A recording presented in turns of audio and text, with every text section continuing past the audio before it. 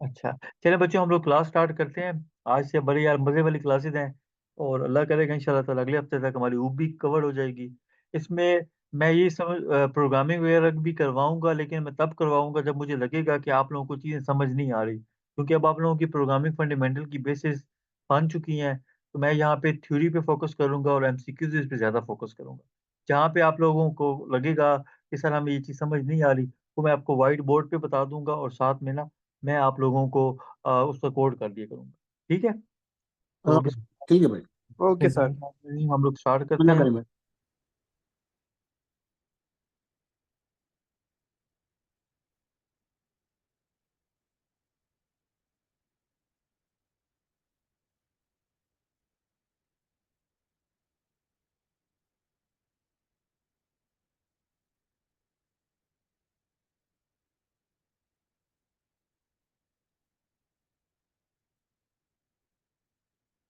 नजर आ रहा है? जी भाई, नजर आ रहा है। यस अच्छा सर, आ पर रहा भाई, है। अब ये रोज क्लास जो है 8 से 9 तक होगी, मेरे ख्याल में तो जो टाइमिंग ठीक नहीं है, आप सबसे पूछ लें।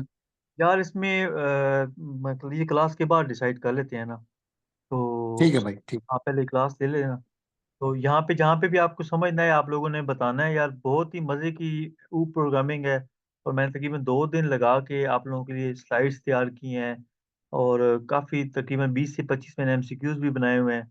साथ मैंने कुछ मेन पॉइंट्स भी बताए हैं, वो मैं इंशाल्लाह ताला आप लोगों के साथ शेयर भी कर दूंगा जब लेक्चर कंप्लीट हो जाए। अच्छा बच्चों, सबसे पहले आप लोगों को ना मैं थोड़ा सा इसका दे दूं, ब्रीफ दे दूं कि हमारे पास ना बेसिकली हमने जो सी पढ़ी थी ना, सी लैंग्वेज, वो हमारे पास जो थी ना, वो हमारे पास स्ट्रक्चर लैंग्वेज थी। ठीक है, कौन सी लैंग्वेज थी? स्ट्रक्चरल लैंग्वेज थी, या हम उसे कहते स्ट्रक्चर। हैं प्रोसीजरल लैंग्वेज कहते हैं। ठीक है, अब प्रोसीजर लैंग्वेज क्या होती है कि आप सेट ऑफ इंस्ट्रक्शंस देते हैं कंपाइलर को कि वो आपका प्रोग्राम जो है उसको सोल्व करे। ठीक है, प्रोसीजर लैंग्वेज या स्ट्रक्चर लैंग्वेज में क्या होता है कि आप क्या करते हैं, सेट ऑफ इंस्ट्रक्शंस दे देते हैं। ठीक है, वो इंस्ट्रक्शंस क्या होती हैं कि आप कुछ कमांड देते हैं कि भाई मुझे ये चीज़ चाहिए। लेकिन जो आपके पास ऊप होती है ना, वो आपके पास ऑब्जेक्ट ओरिएंटेड प्रोग्रामिंग होती है। ठीक है, इसका फायदा ये होता है कि यहाँ पे आप अपने प्रोग्राम में आप क्या करते हैं, ऑब्जेक्ट एंड क्लासेस का यूज करते हैं। ठीक है, तो इससे इसका जो सबसे अच्छी एफिशिएंसी ये है कि इस तरह करके आपको कोड करना आसान होता है। आपको आपकी जो कोड की परफॉर्मेंस है वो बहुत ज़्यादा अच्छी हो जाती है। आपको कम लाइंस में आपका आपका सारा काम कंप्लीट हो जाता है। ठीक है, तो जो सी प्लस प्लस है बच्चों, वो हमारे पास ऑब्जेक्ट ओरिएंटेड प्रोग्रामिंग। ठीक है, तो यहाँ पे अब हम जो भी काम करेंगे हम लोग ऑब्जेक्ट्स एंड क्लासेस में करेंगे। जो हमने सी पढ़ी थी वो हमारे पास प्रोसीजर लैंग्वेज थी। ठीक है, तो प्रोसीजर लैंग्वेज में क्या होता है कि आपने कुछ इंस्ट्रक्शंस दी हैं, और उस इंस्ट्रक्शंस की बेस पे आपकी कोई ना कोई आउटपुट आ रही है। ठीक है, तो अब मैं ये स्टार्ट करता हूँ, आप लोगों को बताता हूँ यहाँ से चीज़ें। अच्छा ये देखें, इसमें क्या होता है कि object oriented programming is a paradigm, मतलब ये आपका क्या होता है, एक नमूना होता है that provides many concept such as inheritance, data binding, polymorphism, encapsulation वगैरह। ये हम सब पढ़ेंगे। ठीक है, मेन क्या होता है कि इसके कुछ पिलर्स होते हैं, वो अब आगे आएंगे। एक इसका पॉलीमॉर्फिज्म है, एक इनहेरिटेंस है, एक इनकैप्सुलेशन वगैरह है। तो इसमें क्या होता है कि आपने इन कॉन्सेप्ट्स को देख के आप लोगों ने अपना प्रोग्राम डिजाइन करना होता है। और इसमें सबसे पहले जो प्रोग्रामिंग लैंग्वेज थी वो कौन सी थी, वो हमारे पास थी स्मॉल टॉक। ये आपके एमसीक्यूज पॉइंट ऑफ व्यू से बहुत इंपॉर्टेंट है। अगर आपके पास आ जाए कि जी पहली ऑब्जेक्ट ओरिएंटेड प्रोग्रामिंग कौन सी थी, तो वो आपके पास स्मॉल टॉक थी। और स्मॉल टॉक में काम कैसे होता था, तो वहाँ पे भी आपका क्लासेस एंड ऑब्जेक्ट में ही काम होता था। अब जब भी आप ऊप की बात करेंगे तो वहाँ पे जो चीज़ भी होगी उसको आप ऑब्जेक्ट में रिप्रेजेंट करेंगे। ठीक है, तो ये कुछ ऊप के कुछ मेन फीचर्स थे। आगे इसमें हम जरा चले जाते हैं तो वहाँ पे आपको उसकी इलेबोरेशन भी हो जाएगी। अच्छा ये देखें, ऊप क्या होती है आपके पास, ऑब्जेक्ट ओरिएंटेड प्रोग्रामिंग। इसमें एक जो कॉन्सेप्ट होता है वो हमारे पास होता है ऑब्जेक्ट का। ठीक है, ऑब्जेक्ट क्या होता है हमारे पास, रियल वर्ल्ड एंटिटी। ठीक है, अब सवाल ये पैदा होता है कि जी रियल वर्ल्ड एंटिटी क्या होती है। रियल वर्ल्ड एंटिटी वो होती है कि जो भी चीज़ हमारे इन्वायरमेंट के साथ इंटरेक्ट कर रही होती है। ठीक है, मिसाल के तौर पे ह्यूमन है, तो हम लोग क्या करते हैं, हमारा एक इन्वायरमेंट के साथ एक इंटरेक्शन है। तो आपका जो ऑब्जेक्ट है वो क्या है, रियल वर्ल्ड एंटिटी। ठीक है, तो एंटिटी हम लोग आगे पढ़ेंगे। एंटिटी आपके पास क्या होता है कि जब हम डेटाबेस पढ़ेंगे तो वहाँ पे एंटिटी को हम पढ़ेंगे, क्या होता है कि ये आपके पास name of a person, place और थिंग। ठीक है, तो इसमें क्या हो सकता है कि जी, क्या कह रहे हैं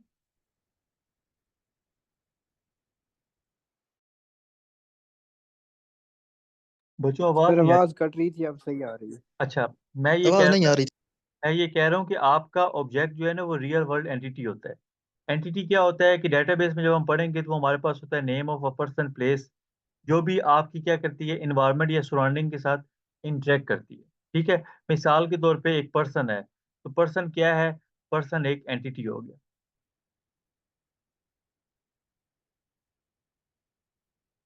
क्लियर है? जी सर। जी सर। ठीक जी है, भाई। तो अब हम स्लाइड्स पे जाते हैं जरा। अच्छा, इसमें क्या होता है आपके पास कि ऑब्जेक्ट आपका रियल वर्ल्ड एंटिटी है, और ऑब्जेक्ट ओरिएंटेड पैराडिग्म प्रोग्रामिंग क्या होती है कि जो आपकी क्लासेस और ऑब्जेक्ट की बेस पे डिपेंड करती है। इसके अलावा कुछ इसके ना पिलर्स होते हैं। ठीक है, एक इसका ऑब्जेक्ट हो गया, एक इसका क्लास हो गया, एक इसका इनहेरिटेंस हो गया, एक इसका पॉलीमॉर्फिज्म हो गया, एक इसका एब्स्ट्रैक्शन हो गया, और एक इसका इनकैप्सुलेशन हो गया। इसको मैं आगे एक्सप्लेन करूंगा। यहाँ पे अगर आपका कोई क्वेश्चन होगा तो, क्योंकि आज हमने ऑब्जेक्ट टू क्लासेस को फोकस करना है, जब हम इनहेरिटेंस पढ़ेंगे तो वहां पे मैं आपको चीजें अच्छी तरीके से एक्सप्लेन करूंगा, पॉलीमॉर्फिज्म में, एब्स्ट्रैक्शन में, इनकैप्सुलेशन में। अभी आप जैसे ये देखें कि ये आपके जो है ना, ये आपके कुछ मेन पिलर्स हैं। ठीक है, इन्हीं पिलर्स की बेस पे आपकी ऊप वर्क कर रही है। आजकल जितनी भी हम लोग करते हैं ना प्रोग्रामिंग, चाहे वो एंड्रॉयड डेवलपमेंट है, चाहे आपकी जो है ना क्या कहते हैं वेब डेवलपमेंट है, चाहे आपकी iOS डेवलपमेंट है, वो सारी प्रोग्रामिंग जो है इस टाइम आपकी ऊप पर वो बेस करती है। ठीक है, तो अगर आपके ऊप के कॉन्सेप्ट्स अच्छे हैं तो आप एक अच्छे प्रोग्रामर अपने आप को देख सकते हैं, आप एक अच्छे डेवलपर बन सकते हैं। ठीक है बच्चों। जी सर। अच्छा, अब हम आ जाते जी हैं भाई। ऑब्जेक्ट्स को, हम पढ़ते हैं डिटेल में।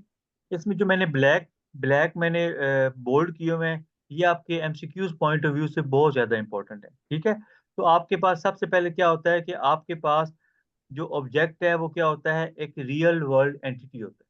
ठीक है, मिसाल के तौर पे आपकी चेयर है, आपकी कार है, आपकी पेन हो गया, मोबाइल, लैपटॉप, ये क्या है, ये रियल वर्ल्ड एंटिटीज हैं। मतलब कि इसी इसी इन्वायरमेंट में ये चीज़ें एग्जिस्ट करती हैं। आपको इन चीज़ों के लिए किसी और इन्वायरमेंट में, किसी और स्पेस वगैरह में जाने की जरूरत नहीं है। ठीक है, अब बच्चों, ऑब्जेक्ट क्या होता है, एक एंटिटी है जिसका एक स्टेट होता है और एक बिहेवियर होता है। ठीक है, अब सवाल ये पैदा होता है कि स्टेट क्या होता है और बिहेवियर क्या होता है। तो बच्चों, जो स्टेट्स है ना, ये है वो इसके होते हैं मेंबर्स। मेंबर्स मतलब इसके वेरिएबल्स। ठीक है, इसका डाटा। और बिहेवियर क्या होता है, इसका फंक्शंस। मिसाल के तौर पे हम एक ह्यूमन बीइंग की एग्जांपल ले लेते हैं। ठीक है, ह्यूमन बीइंग में आपको पता है कि जी आपका जो एक हेड है, आपकी आईज हैं, आपके आपके हैंड्स हैं, आपके फीट हैं, इस तरह आपके बॉडी के डिफरेंट पार्ट्स हैं। तो ये क्या हो गया, ये ह्यूमन का डाटा हो गया। और इसका क्या कहते हैं, जो फंक्शनैलिटीज हैं, ठीक है, उसे हम क्या कहते हैं, बिहेवियर। मिसाल के तौर पे आंखें हैं, आंखों का फंक्शन क्या होता है, आंखों का फंक्शन है देखना। तो ये क्या हो जाएगा, ये उसका जो है बिहेवियर हो जाएगा। क्लियर है बच्चों? जी भाई। ठीक है, जी सर। यानी कि आपका एक ऑब्जेक्ट है ना, ऑब्जेक्ट, ऑब्जेक्ट में आपके पास दो चीजें होती हैं, एक उसकी स्टेट होती है और एक उसका बिहेवियर होता है।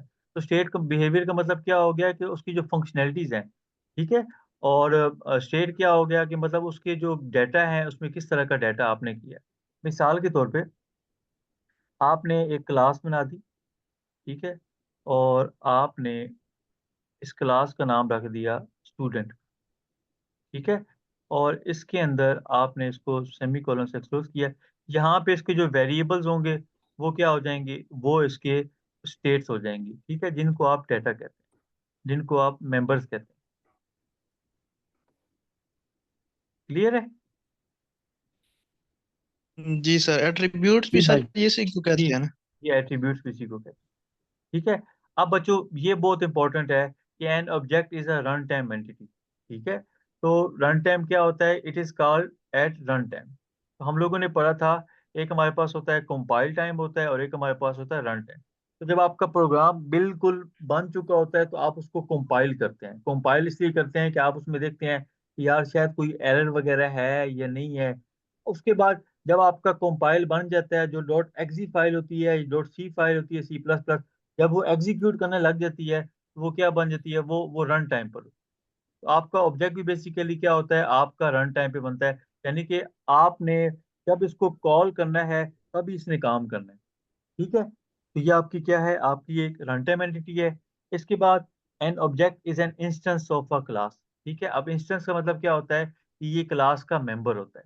मिसाल के तौर पे इसकी मिसाल ऐसे ले लेते हैं कि जी आपका एक टीचर है 10th क्लास का, ठीक है, एक मैथ्स का टीचर है, और स्कूल का नाम क्या है? स्कूल का नाम है जी दार अरकम स्कूल है।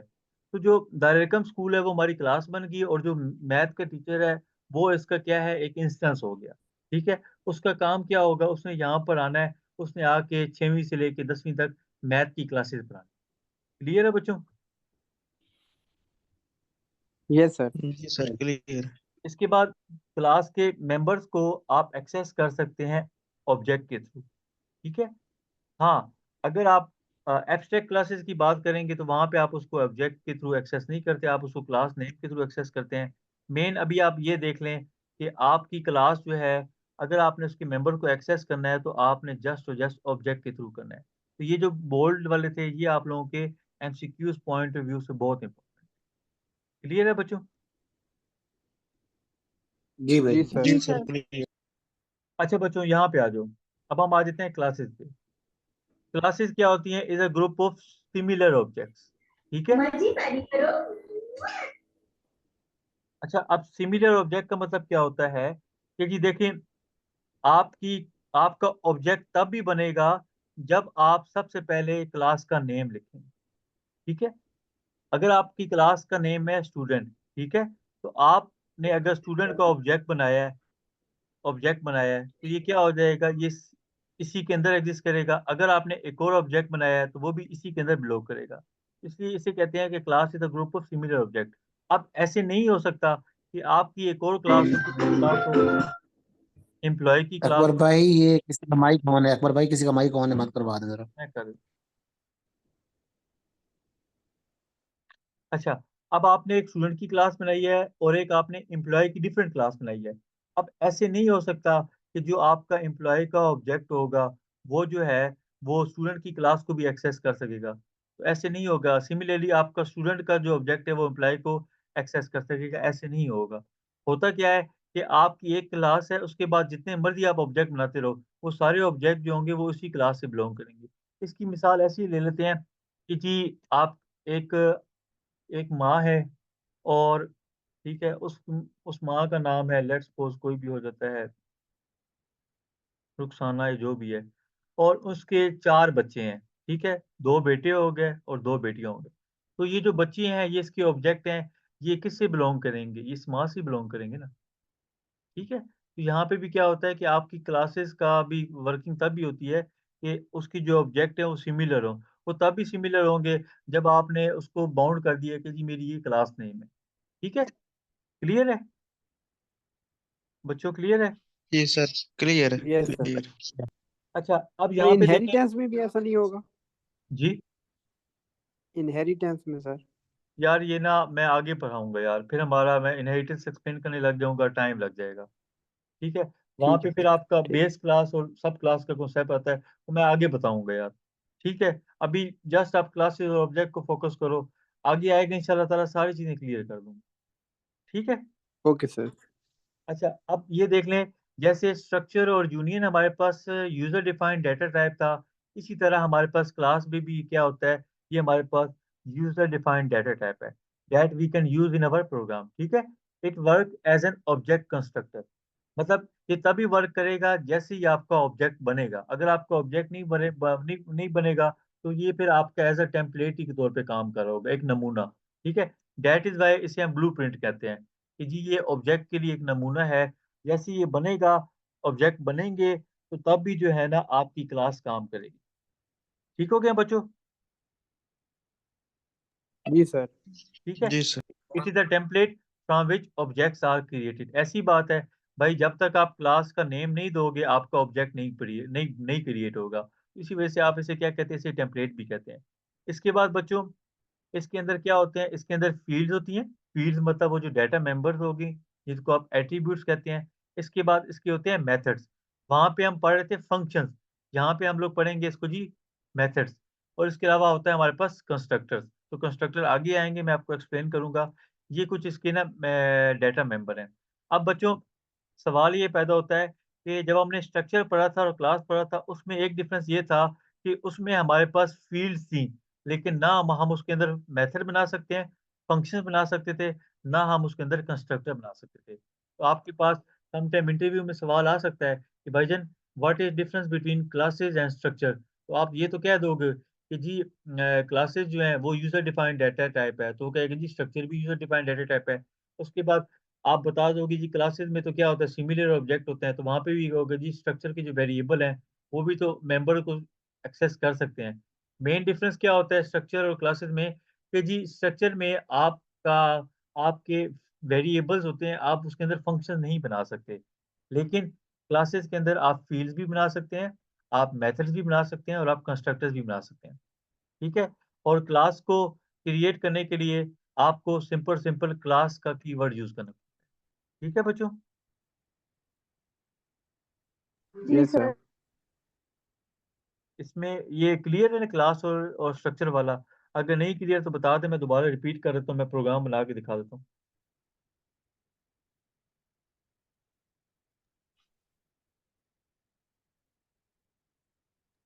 बच्चों क्लियर है? क्लियर है सर जी। अच्छा ये देखें बच्चों, अब मैं जरा क्लासेस और ऑब्जेक्ट से पहले मैं थोड़ा सा इसको एक्सप्लेन कर देता हूँ।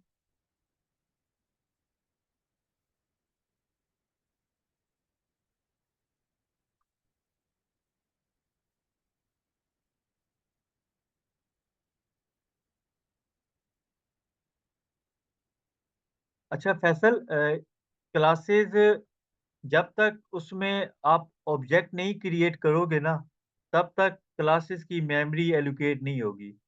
वंस आपने ऑब्जेक्ट क्रिएट किया, ऑब्जेक्ट ने क्या कर दिया, उसका एक डिफॉल्ट कंस्ट्रक्टर बना दिया। उस डिफॉल्ट कंस्ट्रक्टर के लिए उसको मेमोरी अलॉट हो जाती है। ठीक है, तो स्टार्ट में आपका क्लास एक टेम्पलेट है, एक नमूना पड़ा हुआ है, वो यूज में, वो मेमोरी के यूज में तब आएगा जब आपने उसका ऑब्जेक्ट बनाया। जैसे ही आपने ऑब्जेक्ट बनाया, कंपाइलर क्या करेगा, बाय डिफॉल्ट उसका एक कंस्ट्रक्टर बना देगा, जिसको आप कहते हैं डिफॉल्ट कंस्ट्रक्टर।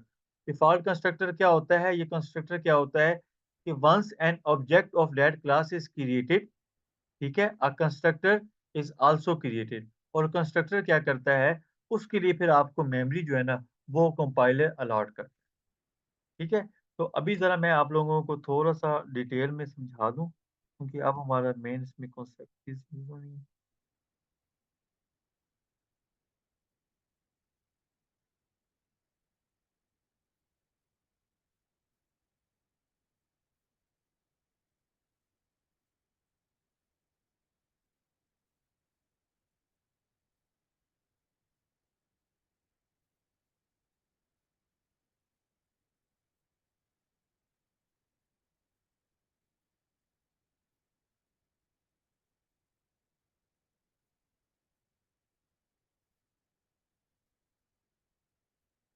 अच्छा बच्चों, आपने एक क्लास बनानी है। सबसे पहले आपने क्लास लिखा, कीवर्ड, ठीक है। इसके बाद आपने लेट्स सपोज एक एम्प्लॉय की क्लास बना,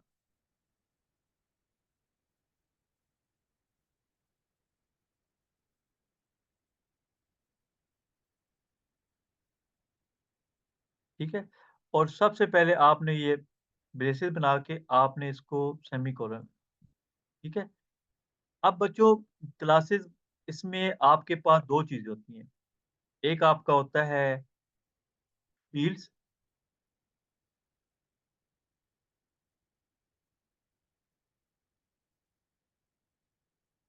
और बच्चों एक आपके पास होता है मेथड। ठीक है, मेथड क्या होता है? आपका फंक्शन, ये आपका क्लास का बिहेवियर क्या है। अब बच्चों ये देखो, लेट्स सपोज एक एम्प्लॉय है, एम्प्लॉय की हम एक आईडी दे देते हैं। ठीक है, और आईडी हम लिख देते हैं जी इंटीजर, और यहाँ पर आके उस आईडी का हम क्या करेंगे, क्लोज कर देंगे। नहीं सब्टैन,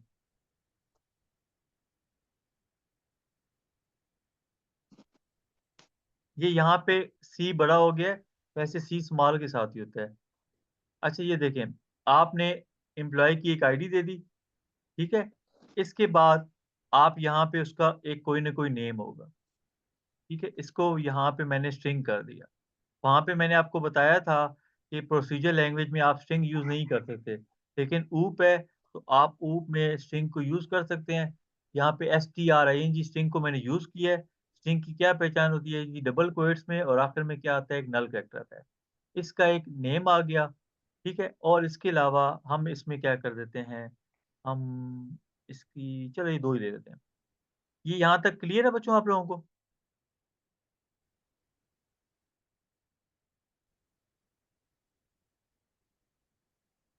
बच्चों आवाज़ आ रही है? सर आवाज कट रही है। अच्छा, अब आवाज़ आ रही है? नहीं भाई, इधर कट गई थी। जी सर आ रही है। अच्छा ये देखिए, ये मैंने एक उसकी एक आईडी दे दी, और एक मैंने इसका नेम दे दिया एम्प्लॉय का। ये जो दो चीजें हैं ना, ये आपकी होते हैं डाटा फील्ड्स।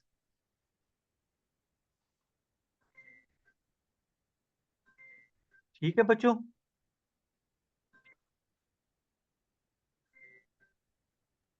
जी सर।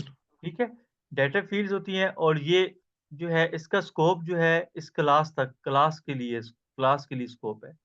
अच्छा बच्चों, ऊप के अंदर ना एक एक टर्म यूज होती है एक्सेस स्पेसिफायर की।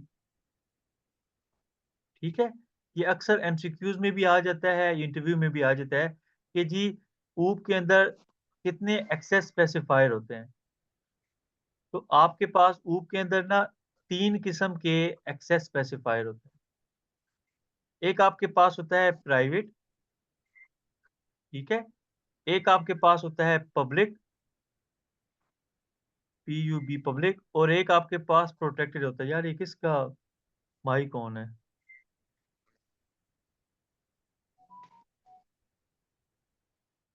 ठीक है बच्चों, एक आपके पास आ जाएगा प्राइवेट एक्सेस स्पेसिफायर। इसको अब जरा आपने गौर से करना है, क्योंकि ये आपके एमसीक्यूज पॉइंट ऑफ व्यू से मैं अब आपको एक्सप्लेन कर रहा हूँ। ठीक है, एक आपका होता है पब्लिक,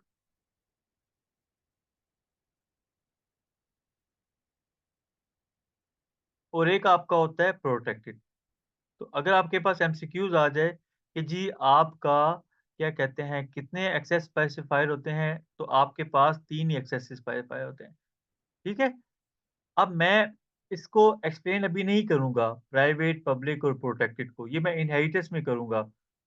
अब ये देखिए बच्चों कि क्लास के अंदर जब भी आपने डाटा मेंबर्स को, सी प्लस प्लस की बात कर रहा हूँ, ठीक है, सी प्लस प्लस की बात कर रहा हूँ, आपने डिक्लेयर किया, डिफाइन किया, तो अगर आपने इससे पहले कोई एक्सेस स्पेसिफायर नहीं लगाया ना, तो आपकी क्लास जो है, जो उसका कंपाइलर है, वो इन डाटा फील्ड्स को हमेशा प्राइवेट कंसीडर करेगा। ठीक है, यानी कि यहाँ पे आपके पास ऑप्शन होता है कि आप इसको लिख सकते थे प्राइवेट, ठीक है, और पूरा लिख सकते थे प्राइवेट। अगर आप इसको नहीं लिखते, आपने जस्ट इसका डाटा टाइप दे दिया है और वेरिएबल का नेम दे दिया है, तो आपका कंपाइलर क्या करेगा, सी प्लस प्लस में इसको प्राइवेट कंसीडर करेगा। ठीक है, लेकिन अगर आपने इसको PUB यहाँ पे मेंशन कर दिया है कि नहीं जी ये मेरे मेंबर जो है पब्लिक है, मतलब कि पब्लिक का मतलब क्या होता है कि जी मैं इन मेंबर को क्लास के अलावा कहीं से भी मैं इनको एक्सेस कर सकता हूँ। ठीक है, प्राइवेट आप इसलिए करते हो कि आपका डाटा जो है ना, वो जो है आपका डाटा हाइड रहे, आपको क्लासेस के अलावा किसी और से एक्सेस ना कर सकें। ठीक है? तो मैं बस आपको ये बताना चाह रहा हूँ कि अगर आप C++ में अगर आप मेंबर्स को बनाएँगे और अगर आपने उसका एक्सेस स्पेसिफाई नहीं दिया, तो फिर आपका कंपाइलर उसको प्राइवेट ही कंसीडर। ठीक है? समझ आ गई है बच्चों? जी सर। जी सर। जी भाई। लेकिन स्ट्रक्चर में आपके ये जो वेरिएबल आपने जब स्ट्रक्चर में यूज़ किए थे, तो वो हमेशा बाय डिफ़ॉल्ट पब्लिक होते थे। यहाँ पे बाय डिफ़ॉल्ट क्या होगा? प्राइवेट होगा। वहाँ पे क्या था? स्ट्रक्चर में क्या था? स्ट्रक्चर में या यूनियन में आपके वो डाटा मेंबर जो थे या फ़ील्ड थे, वो आपके पास क्या होते हैं? वो वहाँ पे आपके पास पब्लिक होते हैं। ठीक हो गया? क्लियर है बच्चों? जी सर। बस जी मैं सर। आपको मैं आपको बस ये चीज़ बताना चाह रहा था। ये आपके एमसीक्यूज़ पॉइंट ऑफ व्यू से आपको एक्सेस स्पेसिफायर भी पता चल गया 3 है और जी आपको सर। ठीक है। अच्छा बच्चों इसके अलावा इसमें एक और चीज़ है। जब रिज़वान ने भी मेरे से पूछा था कि सर सब स्ट्रक्चर में और इसमें क्लास में फ़र्क क्या होता है? तो स्ट्रक्चर में क्या था कि रिज़वान हमारे यहाँ पे स्ट्रक्ट कीवर्ड था। यहाँ पे हम लोगों ने पब्लिक को नहीं बताया था, जस्ट ये मेंबर्स बताए थे। हम स्ट्रक्चर के अंदर कोई फ़ंक्शन जो है वो नहीं बना सकते थे। मतलब कि अगर मैंने कोई इस तरह का फ़ंक्शन का प्रोटोटाइप बताना है ना, कि जी ये फ़ंक्शन को मैंने डिफ़ाइन करना है। लेट्स सपोज़ मैंने एक फ़ंक्शन बना दिया वॉइड डिस्प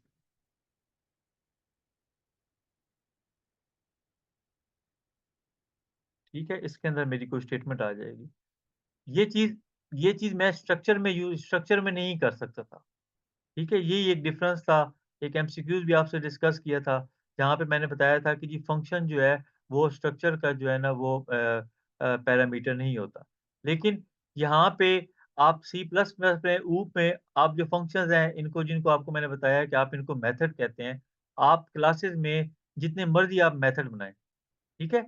जितने मर्ज़ी आप मेथड्स बना सकते हैं। तो ये जो है ना, ये एक डिफ़रेंस था स्ट्रक्चर और क्लासेस, ठीक है? फिर आपको मैंने बता दिया स्ट्रक्चर का कि वहाँ पे आपके जो मेंबर्स थे वो पब्लिकली डिफ़ॉल्ट थे। यहाँ पे अगर आप पब्लिक वर्ड नहीं लगाएँगे, तो आपका कंपाइलर जो है उसको प्राइवेट कंसीडर ठीक हो गया बच्चों? क्लियर है? आई होप आप लोगों को जी चीज़ सर। समझ आ गई होगी। तो जी सर। अच्छा, अब हम वो ज़रा प्रोग्राम देख लेते हैं। सर ये जावा में भी ऊप में जो है ये प्राइवेट ही होंगे। नहीं, जावा में पब्लिक है। ये C++ की मैंने ठीक है तुम्हें सर। बात की। C++ में ठीक है तो सर। मेंशन भी किया था। ठीक है? अच्छा ये देखें, ये मैंने एक स्टूडेंट की क्लास बना दी। क्लास की पहचान क्या होती है कि आपका क्लास कीवर्ड से यूज़ हुआ और सब्टैन ये देखो ये क्लास कीवर्ड मैंने स्मॉल में यूज़ किया है। इसमें ये नहीं किया कि मैंने सी को कैपिटल किया। वहाँ पे वो असल में इंग्लिश की आदत हो गई है ना कि जब भी पहला वर्ड होता है तो वो कोशिश होती है कि जी कैपिटल वर्ड से स्टार्ट करें। इसके बाद मैंने इसका सर सर वो मैं इसलिए कह रहा था कि क्लास का कीवर्ड तो सी स्मॉल है, लेकिन ना एम्प्लॉय का ई कैपिटल था। तो जेएस में ना जावास्क्रिप्ट में हम क्लास का जो नाम रखते हैं तो वो पहला जो हर्फ होता है वो कैपिटल रखते हैं। हाँ, तो मैंने इस हाँ, वजह से पूछा कि एम्प्लॉय हाँ, का ई। हाँ, जावास्क्रिप्ट में जो है ना उसका पहला वर्ड जो है ना कैपिटल होता है। बिल्कुल।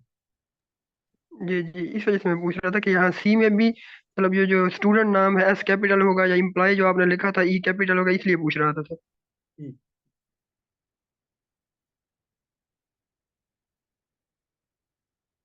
अच्छा ये देखें, ये यहाँ पे देखिए ये मैंने एक्सेस स्पेसिफायर मेंशन कर दिया है।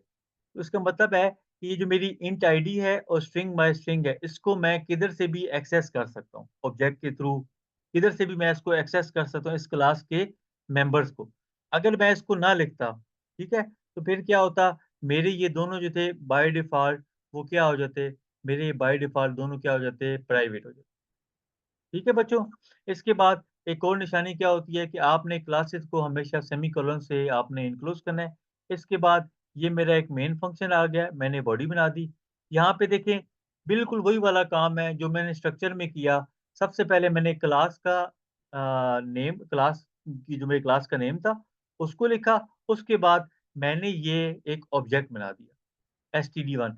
जैसे ही मैंने ऑब्जेक्ट बना दिया, कंपाइलर क्या करेगा, मेरी मेमोरी जो है आईडी के लिए और स्ट्रिंग के लिए मतलब इसके लिए 4 बाइट दे देगा और स्ट्रिंग के लिए जो है ना वो क्या कहते हैं अगर तो कैरेक्टर होता तो 1 बाइट होता, उसके लिए भी जो मेमोरी ब्लॉक वो उसको अलॉट कर ठीक है? अब जैसे मैंने आपको बताया कि भाई स्ट्रक्चर में आपने किसी मेंबर को एक्सेस करना था तो या तो आप डॉट से करते थे, और अगर पॉइंटर था तो वहां पे आप क्या करते थे, आप ये वाला एक कीवर्ड यूज करते थे। ठीक है, तो यहाँ पे अगर आपने आईडी को और अगर इसको एक्सेस करना है तो सबसे पहले आपको ऑब्जेक्ट का नेम लिखना पड़ेगा, इसके बाद डॉट लगाएंगे, डॉट के बाद क्या होगा कि जी आईडी, आईडी इंटीजर है तो उसमें मैंने 15 डाल दिया, और ये मेरा स्ट्रिंग है तो इसके अंदर मैं कोई टेक्स्ट डाल दूँ। ठीक है, तो ऑब्जेक्ट डॉट लगा के आप उसके मेंबर को एक्सेस कर सकते हैं। ठीक है, और इसके बाद मैंने सी आउट कर दिया तो पहली लाइन में मेरा 15 प्रिंट आ जाएगा, अगली लाइन में मेरा सम टेक्स्ट। तो यहाँ तक अगर किसी को कोई कंफ्यूजन है तो मुझे बता दें। अच्छा सर, ये जो फंक्शन आपने डिक्लेयर किए ये अब पब्लिकली होंगे ना? ये तो या फंक्शन की आपकी मर्जी है, आपकी मर्जी है। मैं आपको ये प्रोग्राम थोड़ा सा समझा देता हूँ।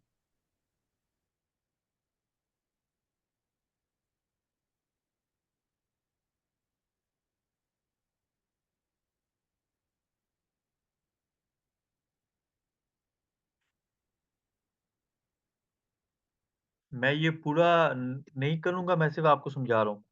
आपने सबसे पहले तो उसकी जी सर। आयो स्ट्रीम लिखना है आपने। ये सर स्क्रीन नहीं नजर आ स्क्रीन शो हो रही सर।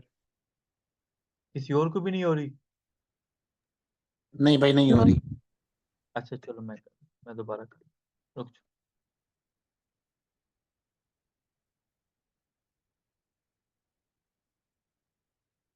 आप देखें।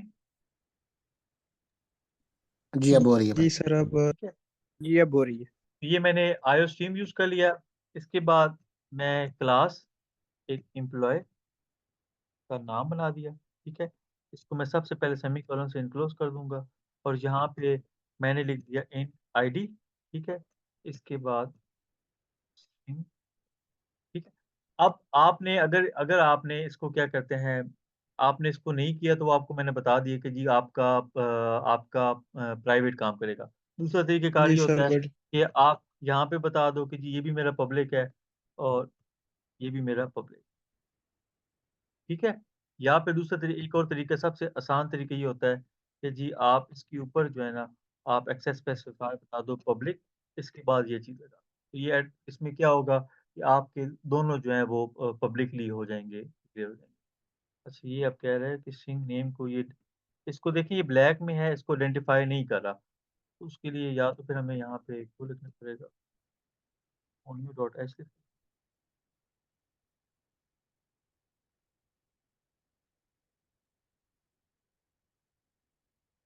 अब भी नहीं कर,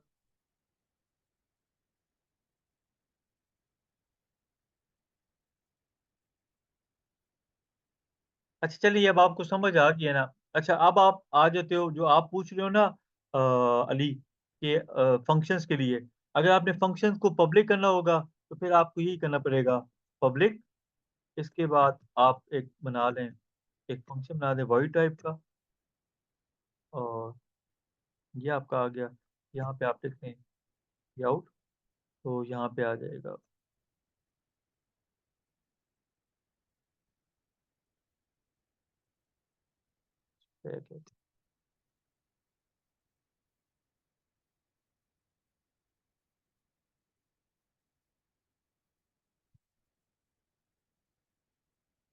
ठीक है, और इसी तरीके से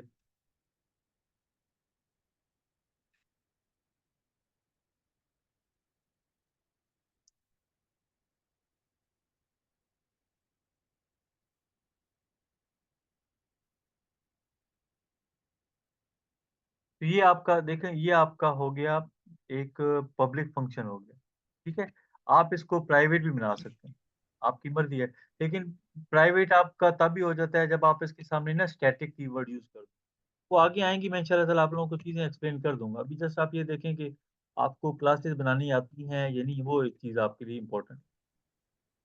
ठीक है, सही है। मैं सर वही पूछ रहा था कि बाय डिफॉल्ट जिस तरह आपने वेरिएबल को डिक्लेयर किया तो वो बाय डिफॉल्ट प्राइवेट नहीं था, तो वही फंक्शन फंक्शन अगर को कोई इसमें नहीं है? फंक्शन का भी है, अगर आप फंक्शंस का क्या कहते हैं, अगर आप उसको पब्लिक नहीं मेंशन करेंगे तो फिर वो बाय डिफॉल्ट उसको प्राइवेट ही कंसीडर करें। सही है सर, ठीक है। ये देखिए e1.id आपकी अंदर आ गई, और e1. अभी नेम को उसने उठाया ही नहीं है क्योंकि स्ट्रिंग आपका ब्लैक में ही आ रहा है। ये इसमें एरर आ जाएगी फिर मैं इसको रन करूँ।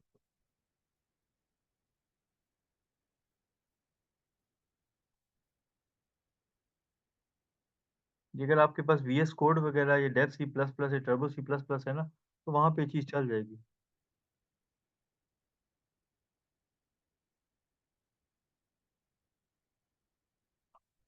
मैं यार ये फैसल ऑनलाइन कंपाइलर यूज़ कर रहा हूँ, इसी वजह से। वैसे मेरा वो VS कोड है, उसके लिए फिर मुझे C++ की पहले एक्सटेंशन उसमें करनी पड़ेगी, क्योंकि मैं उसमें PHP का काम कर रहा हूँ ना, तो वो फिर या तो ये है कि चलो मैं कल देखूंगा। अच्छा, क्लियर है बच्चों यहाँ तक? जी सर, क्लियर। अच्छा, अब आ जाते हैं बच्चों हम लोग ना कंस्ट्रक्टर पर। हाँ जी, मैं कर लेता हूँ जरा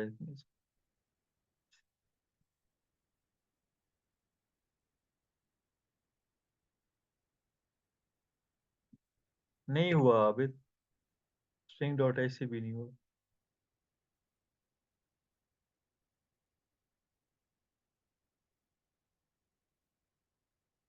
वही ओपन है क्या था सी प्रोग्रामिंग वाला ऑनलाइन का कंपाइलर सही। हाँ बिल्कुल ठीक हो गया, सही सही ठीक।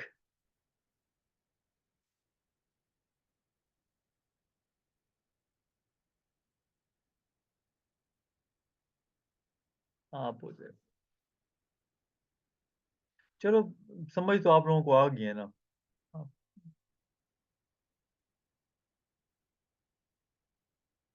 अच्छा बच्चों ये देखें, कंस्ट्रक्टर कंस्ट्रक्टर बहुत इंपॉर्टेंट है यार। यहाँ से ही तो आपकी ऑब्जेक्ट एंड क्लासेस के बाद आपकी बेस स्टार्ट होनी है। अच्छा, इन C++ the constructor is a special method which is invoked automatically at the time of object creation. ये मैंने आपको पहले भी बता दिया है कि जी आपका कंस्ट्रक्टर तब कॉल्ड होगा जब आपने उस क्लास का ऑब्जेक्ट बनाया है, ठीक है? तब जाके उसको रन टाइम पे उसको मेमोरी एलोकेशन होती है। इसके बाद ये क्या होता है, it is use to initialise the data members of new object generally. इसको मैं आपको भी आगे कोड के साथ एक्सप्लेन कर दूंगा, तब वहां पे आपको समझ आ जाएगी।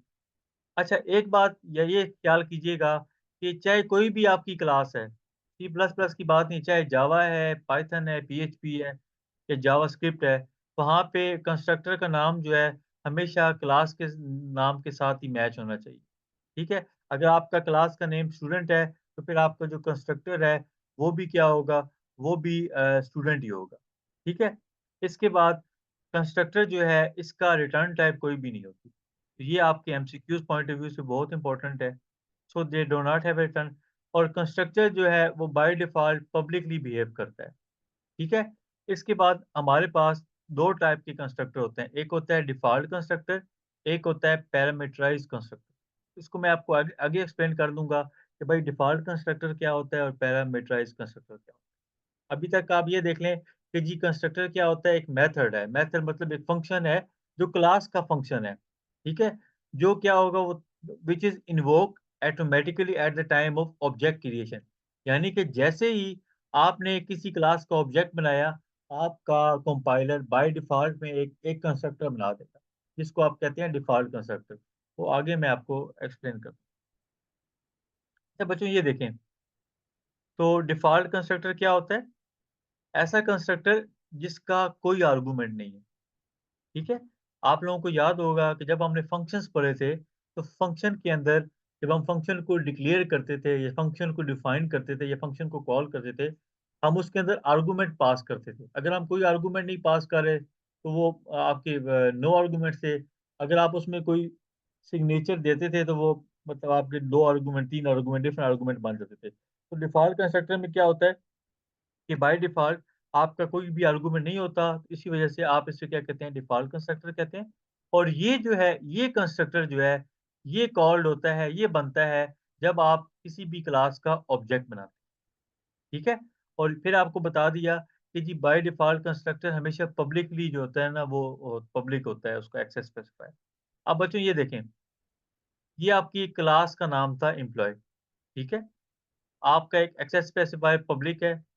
आपने क्या किया, आपने कंस्ट्रक्टर बनाना है, डिफ़ॉल्ट कंस्ट्रक्टर, तो आपने क्लास का नाम लिखा, ठीक है। क्लास के नाम के बाद इसके अंदर आपने कोई भी आर्गुमेंट नहीं दिए, जो वो कह रहा था, कोई भी आर्गुमेंट नहीं दिए, और इसके अंदर आपने एक स्टेटमेंट लिख दी, डिफ़ॉल्ट कंस्ट्रक्टर इन्वोक। जितनी मर्ज़ी बार लिख लें वो होता रहेगा। अब ये देखें जी, आपके मेन फंक्शन है, यहाँ पे आपने, इसको मैं करता हूँ फिर, आपने एक ऑब्जेक्ट बना दिया E1 का। ये जैसे ही बना है, आपका क्या हो जाएगा, आपका ये वाला जो एम्प्लॉयी वाला डिफ़ॉल्ट कंस्ट्रक्टर है, ये कॉल्ड हो जाएगा, और आपके आउटपुट में डिफ़ॉल्ट कंस्ट्रक्टर की स्टेटमेंट जो है, वो प्रिंट हो जाएगी। ठीक है बच्चों?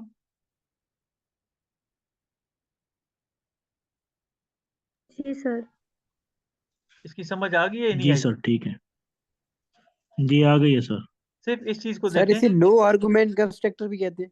जी, नो आर्गुमेंट कंस्ट्रक्टर, क्योंकि इसके अंदर कोई आप आर्गुमेंट पास ही नहीं करें। जब आप इसके अंदर आर्गुमेंट पास करेंगे, तो वो आपका पैरामीटराइज़ कंस्ट्रक्टर बन जाएगा।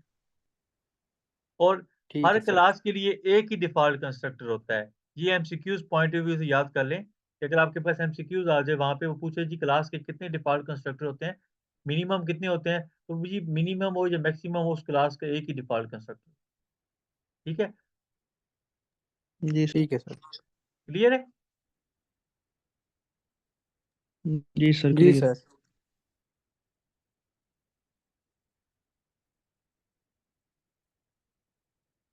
और भाई मेरे, सब्र कर जा, कॉपी कंस्ट्रक्टर आगे आएगा तो बताऊँगा ना। अभी तो कंस्ट्रक्टर को तो समझाने दे।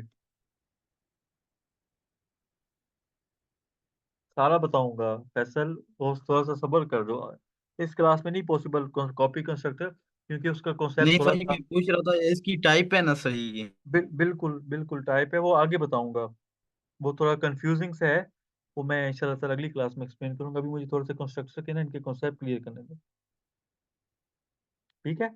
अच्छा बच्चों ये देखें, पैरामीटराइज़ कंस्ट्रक्टर, ऐसा कंस्ट्रक्टर जिसके अंदर आप आर्गुमेंट पास करेंगे तो वो आपका पैरामीटराइज़ कंस्ट्रक्टर बन जाएगा। ठीक है? It is used to provide different values to distinct object. इसको मैं अभी आपके सामने ना एक्सप्लेन करूँगा व्हाइट बोर्ड पे ना। इसको फिलहाल अब आप परेशान ना हो, मैं भी एक्सप्लेन कर दूँगा। पीछे भी एक लाइन थी। तो अच्छा, constructor has the same name as the class, it is always public and it does not have any return value. तो ये आपके एमसीक्यूज़ पॉइंट ऑफ व्यू से 3 चीज़ें क्लियर होगी। कि कंस्ट्रक्टर का नाम वही होता है जो क्लास का नाम होता है, ये हमेशा पब्लिक होता है और इसकी कोई भी रिटर्न वैल्यू नहीं होती। ठीक है? इसके बाद just like functions, constructor can also be defined outside the class. ठीक है? फर्स्ट डिक्लेयर द कंस्ट्रक्टर, ये अभी आपको मैं एक्सप्लेन कर देता हूँ। मैं पहले ज़रा कोड कर लेते हैं, ताकि फिर आपको इस चीज़ का समझ आ के फिर मैं इसको यहीं पे वाइंड अप कर दूँगा।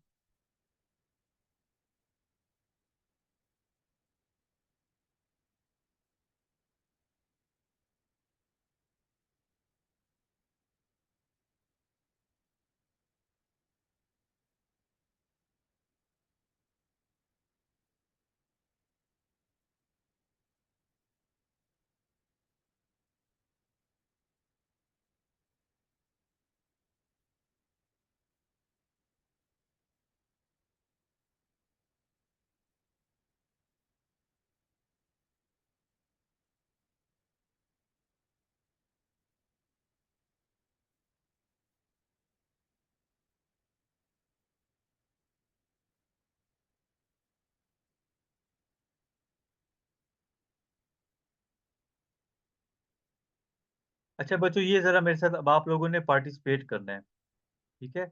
इस कोड को फिर मैं आपको वहाँ पे समझा भी दूँगा। ये मेरा एक स्टूडेंट की क्लास है,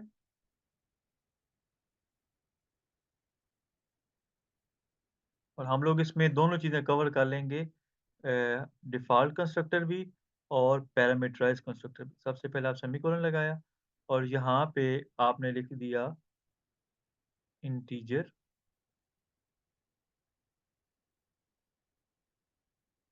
आईडी, और यहाँ पे आपने लिख दिया स्ट्रिंग नेम।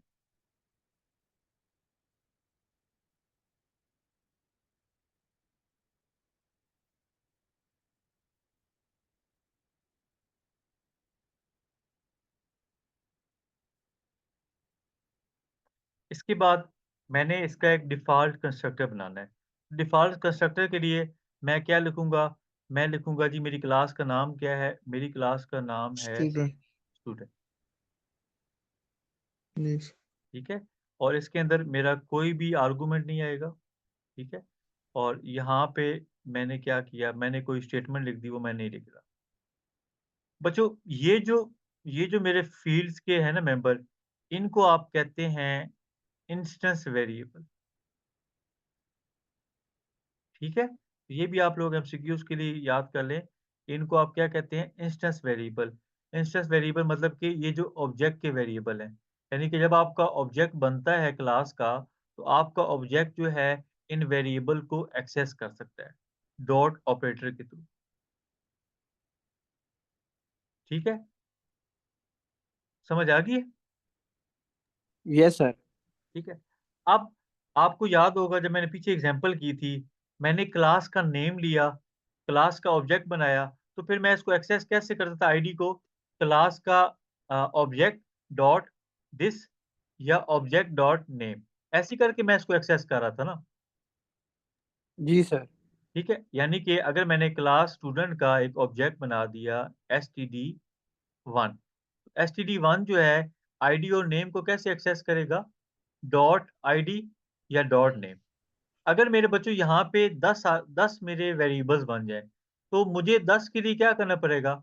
10 के लिए बार-बार लिखना पड़ेगा student1.1, student1.2, student1.3, student1.4, करते-करते मुझे 10 बार लिखना पड़ेगा। और ऐसे जब मैं लिखूँगा, एक तो मेरा फिर टाइम का भी ज़िया होगा, और दूसरा मेरा क्या हो जाएगा, मेरा कोड बहुत लंबा हो जाएगा।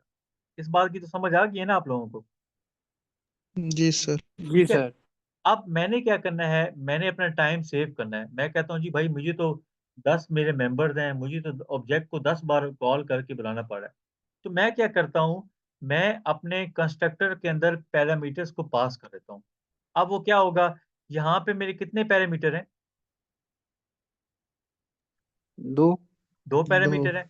तो इसकी डाटा टाइप के मुताबिक मैं ये 2 पैरामीटर उस कंस्ट्रक्टर के अंदर पास कर दूँगा। तो वो मेरा क्या बन जाएगा? वो मेरा बन जाएगा पैरामीटराइज़ कंस्ट्रक्टर। ठीक है? कैसे? सबसे पहले मैं उस कंस्ट्रक्टर का नाम लिखूँगा। उस कंस्ट्रक्टर का नाम क्या होगा?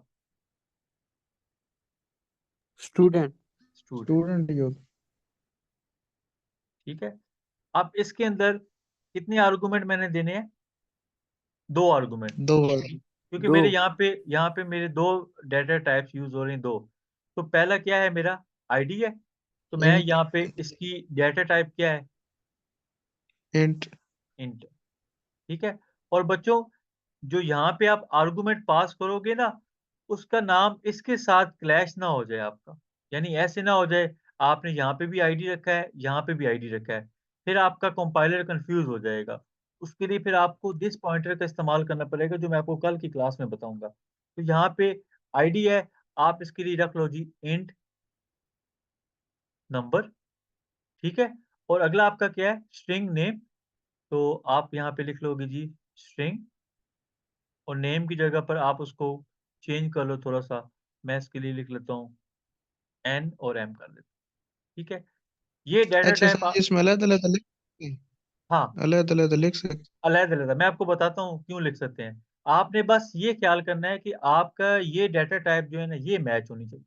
यानी ऐसे ना हो कि जी आप पहले आर्गुमेंट में फ्लोट डाल रहे हैं, यहाँ पे तो आपका इंट था, फिर आपका क्या आ जाएगा, फिर आपका सिंटैक्स एरर आ जाएगा, ठीक है? तो ये 2 सीक्वेंस जो है पैरामीटर सेम होना चाहिए सर। जी? सीक्वेंस सेम होना चाहिए। आपका सीक्वेंस भी सेम होना चाहिए, और आपका डाटा सीक्वेंस का कोई मसला को नहीं है रिज़वान, वो मैं आपको बता, आपका डाटा टाइप सेम मैच करना चाहिए। यानी कि यहाँ पे इंटीजर है, तो आप इस बेसिकली आप इस इंट को इसके अंदर पास कर रहे हैं। यही तो कॉल बाय वैल्यू होता है, ये फंक्शन का काम हो रहा है, ठीक है? आप इस स्ट्रिंग को यहाँ पे पास कर रहे हो। फंक्शंस आपके कॉल बाय वैल्यू पे काम करते हैं। ये क्या कर रहे हो? आपने स्टूडेंट का एक फंक्शन बनाया है कंस्ट्रक्टर का, ये इसकी डेफिनेशन है, जहाँ पे आपने काम करना है। अब बच्चों इसमें ये देख लें कि जो ये 2 इंस्टेंस वेरिएबल थे ना, इनका स्कोप क्लास से बाहर भी है। मतलब आपने इसको मेन के बाद आपने मेन का फंक्शन बनाया, और आप इसको एक्सेस कर सकते हैं। लेकिन इसका स्कोप जो है ना, ये लोकल है। ठीक है। जैसे ही आप मेन फंक्शन में गए, आप इन दो आर्गुमेंट को एक्सेस नहीं कर सकते। ठीक है। उसके लिए आपको क्या करना पड़ता है, उसके लिए आपको इन दो आर्गुमेंट्स को इसके अंदर पास करना पड़ता है। वो कैसे पास करेंगे, वो जरा देख लें। वो आप ऐसे करेंगे कि जी आपका ये नंबर है, तो ये किधर से आ रहा है, आईडी से। तो आप लिखेंगे जी ID is equal to number, और अगला आ जाएगा आपका name is equal to NAM। ठीक है। तो आपने क्या किया, क्योंकि ये आपके लोकल थे, इसका स्कोप जस्ट यहीं तक है, इस आर्गुमेंट के अंदर तक है। जैसे ही आप अगर मेन में इसको एक्सेस करेंगे नंबर को ऑब्जेक्ट के थ्रू या नेम को, वो एक्सेस नहीं होगा। दैट इज वाई इस नंबर को मैंने आईडी के अंदर डाल दिया। इसी वजह से तो मैं रिजवान कह रहा था कि जी दोनों का डाटा टाइप सेम होना चाहिए, और इस नेम को मैंने इसके अंदर डाल दिया। ठीक है। तो ये आपका क्या बन गया, ये आपका पैरामीटराइज आर्गुमेंट बन गया, पैरामीटराइज कंस्ट्रक्टर बन गया। क्लियर है बच्चों? जी सर। ठीक है। अभी मैं इसका प्रोग्राम बनाऊंगा, आप परेशान ना हो, अभी मैं प्रोग्राम बना के वहां पे समझा दूंगा। बस ये देखें कि जी इसका ग्लोबल स्कोप था, यानी मेन से बाहर भी आप इसको एक्सेस कर रहे थे, क्योंकि ये ऑब्जेक्ट के मेंबर थे, और ये जो था इनका स्कोप लिमिटेड था। ये मैंने क्यों किया, ये मैंने इसलिए किया कि भाई मुझे 10 बार जो है ना, 10 बार मुझे, अगर मैं वेरिएबल 10 बनते तो मुझे 10 बार ऑब्जेक्ट को कॉल करना पड़ा था।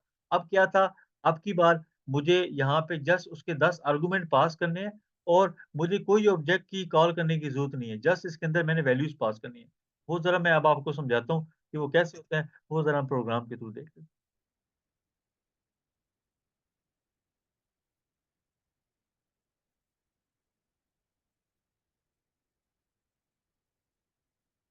ये नजर आ रहा है?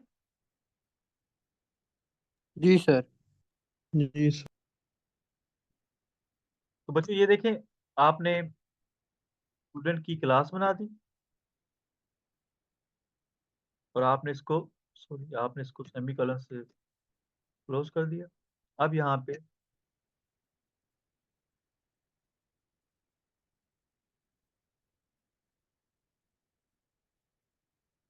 ये भी इसको नहीं कर,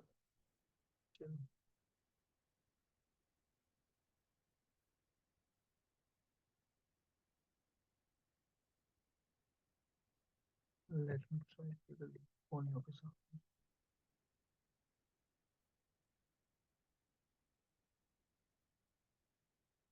इसने नहीं किया। अच्छा, अब हम क्या करते हैं, हम इसका एक डिफॉल्ट कंस्ट्रक्टर बना देते हैं।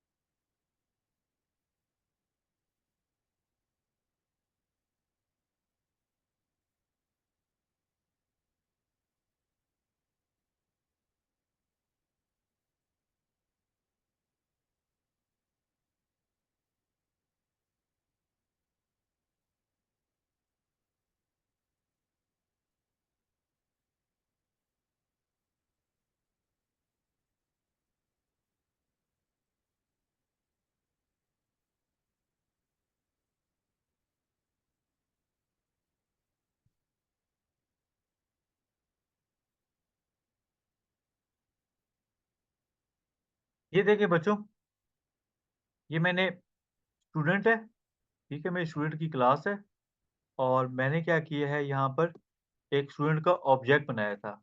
अब एक क्या तरीक़ेकार था मेरे पास कि जी अगर मेरे पास यहाँ पे तो चलो मेरे पास 2 वेरिएबल्स हैं, तो मुझे क्या करना पड़ रहा था, मुझे जस्ट यही करना पड़ता था कि जी std1 डॉट id और मैं यहाँ पे 10 दे रहा था। फिर मुझे अगर std1 अगर मैंने स्ट्रिंग को एक्सेस करना था, तो मैं यहाँ पे लिख रहा था हेलो क्लास। लेकिन अगर मेरे पास 20 या 30 हो जाते, तो वो तो मेरे लिए सँभालना मुश्किल था। तो उसके लिए फिर मैंने क्या किया, मैंने इसके अंदर कंस्ट्रक्टर के अंदर उन मेंबर्स को मैंने पास कर दिया। अब मुझे क्या हो गया, अब मुझे जस्ट ये करना पड़ा, सिर्फ़ और सिर्फ़ मुझे क्लास का नेम लिखा और मुझे पता है कि जो मेरा पहला आर्गुमेंट है वो इंटीजर है और अगले आर्गुमेंट में मेरा क्या है, स्ट्रिंग है। तो इस तरह करके मुझे वो ऑब्जेक्ट वाली झंझट से भी जान छुट गई। तो ये मेरा क्या हो गया, ये मेरा हो गया स्ट्रिंग जो है, इसके अंदर मैंने स्टूडेंट कंस्ट्रक्टर के अंदर पहले आर्गुमेंट में 10 दे दिया और इसके बाद मैंने ऊप प्रोग्रामिंग दे दी। क्लियर है बच्चों? इस तरह करके आप जितने मर्ज़ी जो है ना, आप कंस्ट्रक्टर के जो है ना, आप इसमें वो आर्गुमेंट देते जाएँ। ठीक है? तो ये आपका पैरामीटराइज़ था और ये आपका डिफ़ॉल्ट। अब ये चलेगा नहीं क्योंकि मेरा स्ट्रिंग जो है ना वो इसमें उसको रिकॉग्नाइज़ नहीं कर रहा कंपाइलर। मैं ये कोशिश करूँगा कल वीएस कोड करके ना आपको करवा दूँ। तो यहाँ तक क्लियर है बच्चों? Yes sir. ठीक है? जी सर, अगर क्लियर यहाँ है। तक किसी का सवाल है तो मुझे बता दें। आपने बस ये ख्याल करना है कि ये जो आर्गुमेंट्स हैं ना, ये आर्गुमेंट्स हमेशा इस साइड पर आएँगे क्योंकि इनका स्कोप लोकल है। तो इनको आपने बेसिकली इसके अंदर डालना। अब आपको मैं समझाता हूँ, ये हुआ क्या है। आपका ये स्टूडेंट का 10 है, ये ज़रा गौर कीजिएगा, ठीक है? क्योंकि ये आपका आपका स्कोप जो था ना इसका स्कोप लोकल था। तो आप इसके अंदर डायरेक्ट वैल्यूज़ नहीं डाल सकते थे, ना इसको आप एक्सेस कर सकते थे। तो होगा क्या कि ये जो 10 आपने डाला है, ये सबसे पहले किसके अंदर जाएगा? इसके अंदर, n के अंदर। n से ये किसके अंदर कॉपी जाएगी? id के अंदर और id कहाँ पड़ी है? id पड़ी है स्टूडेंट के अंदर। तो यहाँ पे 10 आ जाएगा। इसी तरीके से आपका जो स्ट्रिंग है, आपका ऊप प्रोग्रामिंग है, ये कहाँ पे जाएगा? ये आपका जाएगा इस स्ट्रिंग के अंदर, इस स्ट्रिंग के अंदर होल्ड होगा और फिर इसके बाद यहाँ से यहाँ पे जाएगा। ठीक है? अगर अगर अगर आपका जो दूसरे फंक्शंस थे ना, वहाँ पे तो आप ये कर सकते थे, रिटर्न आईडी, ठीक है, प्लस नेम। लेकिन आपको मैंने बताया कि जी आपका कंस्ट्रक्टर तो रिटर्न टाइप करता ही नहीं है। इसी वजह से हमें क्या करना पड़ गया है, हमें इस 2 वैल्यूज़ को इसके अंदर देना पड़ गया, ठीक है? इन 2 वैल्यूज़ के लिए क्या होगा कि जी आपकी n का जो 10 था, वो इसके अंदर आ जाएगा और जो नेम है, वो आपका स्ट्रिंग इसमें आ जाएगा। तो अब क्या हो गया, अब की बार आपके आईडी के अंदर 10 पड़ा हुआ है और स्ट्रिंग के अंदर आपके पास जो है ना, वो hello hello hello hello class पड़ा हुआ है। सॉरी प्रोग्रामिंग सी पड़ा हुआ है। तो अगर आप इसको डिस्प्ले करवाना चाहते हैं, तो वहाँ पे आपका बिहेवियर होगा। अभी आपका जस्ट स्टेट है, ये 2 स्टेट्स थी। अगर आप कहते हैं कि जी मैं इसका बिहेवियर देखूँ, तो फिर आपको क्या करना पड़ेगा बच्चों? फिर आपको यहाँ पर आके आपको एक फंक्शन बनाना पड़ेगा, पब्लिक वॉइड, ठीक है, डिस्प्ले और आपको यहाँ पे आके आर्गुमेंट में आप बेशक से पास कर दें कि जी मेरा एक आईडी है, इसके बाद एंड ऑफ लाइन, फिर आप इसके अंदर कर दें काउट और ये आपके आ जाएगा, आपकी बार नेम आ जाएगा, एंड ऑफ लाइन आ जाएगा। तो आपकी बार क्या होगा, इस फंक्शन के अंदर आईडी में आपका 10 पड़ा हुआ है, नेम के अंदर आपका पड़ा हुआ है ऊप प्रोग्रामिंग इन सी। अब इस फंक्शन को आपने एक्सेस करना है, तो वो आप करेंगे ऑब्जेक्ट के थ्रू। ऑब्जेक्ट के थ्रू कैसे करेंगे? आप लिखेंगे भाई मेरा ऑब्जेक्ट का नाम है std1 डॉट, इस फंक्शन का नाम क्या है? डिस्प्ले। ये फंक्शन है, तो इसके लिए ये चीज़, ठीक है? तो ये हमारा बच्चों क्या हो गया, ये हमारा था कंस्ट्रक्ट, ठीक है? क्लियर है बच्चों? जी सर। जी अच्छा सर। सर जी, एक बात पूछनी है कि ऊपर आपने सर जी जो इंटीजर और स्ट्रिंग लिखा है ना, वो आपने पब्लिक में लिखा है। अगर आप प्राइवेट में भी लिखें तो उसी तरह सेम एज इट इज काम को चलाएंगे। बिल्कुल ऐसी ही है। सही है सर। क्योंकि ये देखो ना, आपका आपका ये क्लास है ना, ये इस क्लास का ऑब्जेक्ट है। तो इसी वजह से इस स्टूडेंट को, इस ऑब्जेक्ट को आप इसको इसकी एक्सेस है। लेकिन अगर आप कोई और क्लास बनाते ना, कोई और क्लास बनाते और उसको ऑब्जेक्ट बनाते, फिर इसको एक्सेस नहीं कर सकता, क्योंकि by default C plus plus ने इसको प्राइवेट कंसीडर किया था। ये चीजें आपको तब समझ आएंगी जब हम आगे इनहेरिटेंस पढ़ेंगे, किस तरह करके एक क्लास को, जो हमारी पेरेंट क्लास है, उसको हम पब्लिक बनाते हैं, तो आगे जो दो प्राइवेट्स हैं वो मैं आगे इंशाल्लाह ताला आने वाले एक लेक्चर में आपको मैं समझा दूँ। जी आबिद। सही है, ठीक। अकबर भाई, जी जी। ये जो आपने स्टूडेंट का कंस्ट्रक्टर बनाया, इसमें आपने दो आर्गुमेंट्स पास किए हैं 10 जी और आगे एक स्ट्रिंग पास की है। क्या हम यूजर से वैल्यूज लेकर भी इसके अंदर पास कर सकते हैं? ये तो आपने हार्ड कोड किए हैं ना वैल्यूज। कंस्ट्रक्टर में जो है ना, कंस्ट्रक्टर में आप पास नहीं कर सकते। तो इसको मतलब कि ऐसे ही यूज कर सकते हैं हार्ड कोड ये वैल्यू देखो के ना, साथ। ये बेसिकली ये आपका यूजर, आप खुद ही तो दे रहे हो उसको, इसको आपने यहाँ ना पे ना, तो मैं ये कह रहा हूँ कि अगर हमें यूजर से एक तरफ तो हम प्रोग्रामर चेक करने के लिए कर रहे हैं ना, अगर हमें यूजर से वैल्यूज लेनी पड़ जाए, मतलब अगर हम कोई सॉफ्टवेयर बना रहे हैं कोई इस तरह का जिसमें हमें हार्ड कोड वैल्यू ना देनी पड़े, हमें यूजर से वैल्यू लेकर उसको देनी पड़े। फिर आपको क्या कहते हैं, आपको फंक्शंस बनाने पड़ेंगे, फंक्शंस इसके लिए बनाएंगे। वो ऐसे होंगे, मैं आपको समझाता हूँ। वहां पे आप कर सकते हो, आप ऐसे करो, आप लिख लो एक फंक्शन बना लो, पब्लिक वॉइड, आप लिख लो गेट डेटा, ठीक है, फ्रॉम यूजर। यहाँ पर आके फिर आप आर्गुमेंट दे दो, इंटीजर आपका आ जाएगा, कोई भी नंबर आ गया, यहाँ पे आप दे दोगे स्ट्रिंग दे दोगे उसकी, और हाँ स्ट्रिंग हम दे देते हैं। यहाँ पर आके फिर आपको जो है ना, यहाँ पे करना पड़ेगा वो, ये सी आउट और enter the number for the user. क्योंकि असल में ना आबिद, मुझे यार सी प्लस प्लस इतनी आती को नहीं है, मैं जो है ना जावा में मैंने पढ़ी हुई थी। तो ये इस तरह करके ना, ये फिर आपको फंक्शन में करना पड़ेगा, उसको फिर आप रिटर्न कर दोगे। अगर ये फंक्शन नहीं काम करना है तो फिर कंस्ट्रक्टर को बनाने का क्या फायदा होता है? कंस्ट्रक्टर यार जो फंक्शंस होते हैं ना, फंक्शन उससे आपने डिफरेंट काम लेने होते हैं।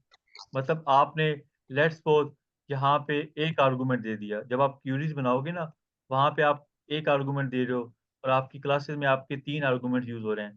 तो कंस्ट्रक्टर में तो आपको उतने ही आर्गुमेंट देने पड़ेंगे जितने आपके यहाँ पे मेंबर थे, ठीक है।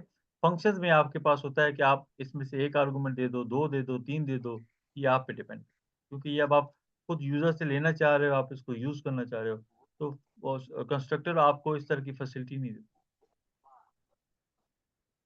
ठीक है। ठीक है, तो यहाँ पे भी तो देखो ना, आप कंस्ट्रक्टर को रन टाइम पे डाटा दे रहे हो ना, ये यूजर ही दे रहा है, ये डाटा यूजर दे रहा है। या तो ये होता ना कि आप यहाँ पे लिखा होता, जैसे यहाँ पे मैं लिखा था आईडी वगैरह, प्रोग्रामिंग फंक्शन वगैरह, तो फिर तो बस यही था कि आपने ऑब्जेक्ट के थ्रू एक्सेस करना था इसको। अब आपने, क्योंकि आप कह रहे हो कि यूजर दे, तो वहां पे फिर आपने कंस्ट्रक्टर बनाया, और कंस्ट्रक्टर में आपने ये वैल्यू, ठीक है। अब अगला स्टूडेंट आता है, वो कहता है जी सर जी, मैं तो उसमें ये देना चाह रहा हूँ, ठीक है, मैं तो कहता हूँ जी इसमें 200 हो जाए, तो मेरे पास यहाँ पे आ जाए, लेट अस डू सी, ठीक है। ये आगे बताऊंगा आप लोगों को, जब हम मेथड्स ओवरलोडिंग ओवरराइडिंग पढ़ेंगे ना, तो वहां पे सारी चीजें क्लियर हो जाएंगी। ठीक है बच्चों, जी सर। तो यहाँ तक हम क्लास करते हैं, इंशाल्लाह ताला कल जो है ना हम यस आगे करेंगे इसमें। इसमें आगे कॉपी कंस्ट्रक्टर है, दिस पॉइंटर है, स्टैटिक है, फ्रंट फंक्शंस हैं, इनलाइन फंक्शंस हैं, वो इंशाल्लाह ताला हम कंप्लीट करके फिर ये आप लोगों के लिए मैंने कुछ एमसीक्यूज बनाए हैं, ये मैं आपको दिखा देता हूँ।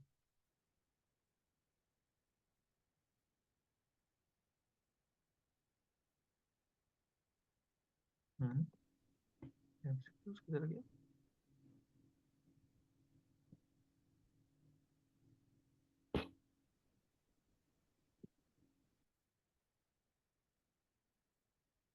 हम्म,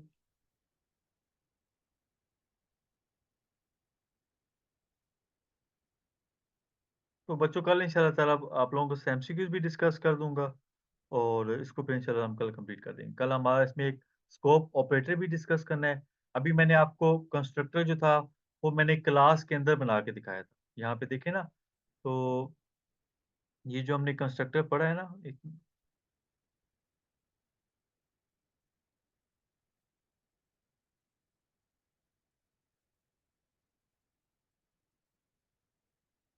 ये जो कंस्ट्रक्टर था ना हमने जो बनाया है, ये वाला कंस्ट्रक्टर, ये अभी हमने क्लास के अंदर बनाया था।